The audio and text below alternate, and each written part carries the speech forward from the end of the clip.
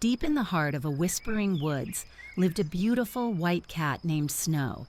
She loved her quiet life in the cozy cottage, where the sunbeams danced through the windows and the only sounds were the rustling leaves and the chirping birds. One sunny afternoon, while Snow was enjoying the quiet solitude of her cottage, she heard a faint, pitiful sound. It was a small whimper carried on the gentle breeze.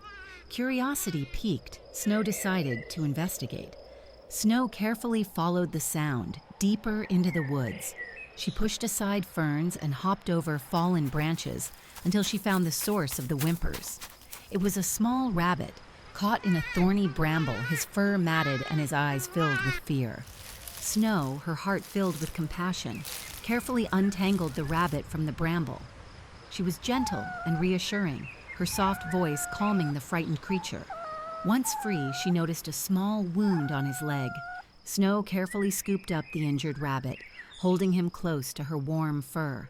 She whispered comforting words as she carried him back to her cottage, determined to nurse him back to health. Back at the cottage, Snow carefully cleaned the rabbit's wound and applied a soothing balm. She offered him fresh water and a tender clover leaf. The rabbit, feeling safe and cared for, snuggled close to Snow. Snow watched over the small, pure white rabbit, whom she decided to name Cloud, as he rested peacefully in a soft, warm bed she had made for him. She felt a warmth spread through her as she cared for him. Days turned into weeks, and Snow and Cloud became inseparable. They shared meals, Snow nibbling on fish and Cloud munching on clover. They played together, Snow batting at Cloud's fluffy tail, and Cloud hopping playfully around Snow.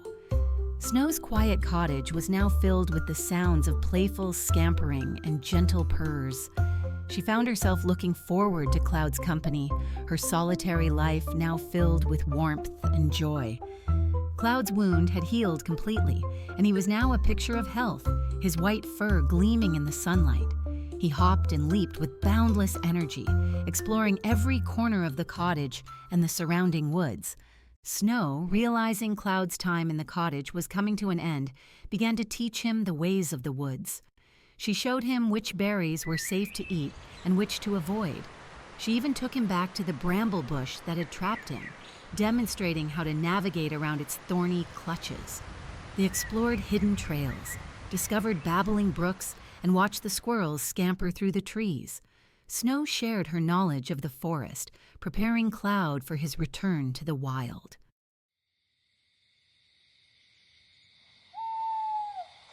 As they were about to return to the cottage, a shadow fell over them. A coyote, sleek and menacing, emerged from the trees, its eyes fixed on Cloud. Snow's heart pounded. She knew she had to protect her friend. The coyote circled the tree, its senses on high alert. Snow pressed herself against the rough bark, her fur bristling. She knew she had to act quickly. Snow realized the coyote was desperate, its ribs showing through its thin fur. She knew she had to do something, and quickly. It was a huge risk, as coyotes often hunt in packs, but she couldn't let Cloud be caught. She let out a low, menacing hiss, a sound that echoed through the quiet forest. The coyote, driven by hunger, didn't flinch. It had nothing to lose. It was a desperate gamble for survival. All or nothing. It lunged at Snow. The weakened coyote, slowed by hunger and exhaustion, was no match for Snow's agility. Its lunge was clumsy and predictable. Snow, quick as lightning, dodged the attack with ease. With a swift, precise movement, Snow countered the coyote's attack, landing a sharp blow that sent the desperate creature reeling. The coyote, realizing it was outmatched, finally retreated, disappearing back into the dense undergrowth. Seizing the opportunity, Snow quickly ushered Cloud back towards the cottage, her heart still racing. Once inside the safety of their home, Snow explained to Cloud the danger they had faced, describing the coyote and its hunger. It was another important lesson in survival, a reminder that the woods, while beautiful, could also be perilous. As darkness fell, a rustling sound disturbed the peaceful quiet of the cottage. The coyote, driven by its relentless hunger, had tracked them down. It prowled around the garden, its eyes gleaming in the darkness, devouring the vegetables Snow had carefully tended. Soon the coyote was joined by its pack. The garden was now swarming with hungry coyotes, their eyes glowing in the night. Snow and Cloud were trapped inside the cottage, the thin walls their only protection against the pack of predators. They were outnumbered and surrounded. One of the coyotes, more curious than the others, began to investigate the cottage itself. It sniffed at the walls, pawed at the doors, and peered through the windows, trying to find a way inside. Thankfully, the cottage owner, long ago in Snow, had always been diligent about keeping the doors and windows securely fastened. Finally, the curious coyote, realizing it couldn't breach the cottage's defenses, gave up and rejoined its pack in the ravaged garden. Snow and Cloud, watching from the window, breathed a sigh of relief. They were safe for now. Throughout the long, tense night, Snow and Cloud remained quiet and still, hoping the coyotes would lose interest.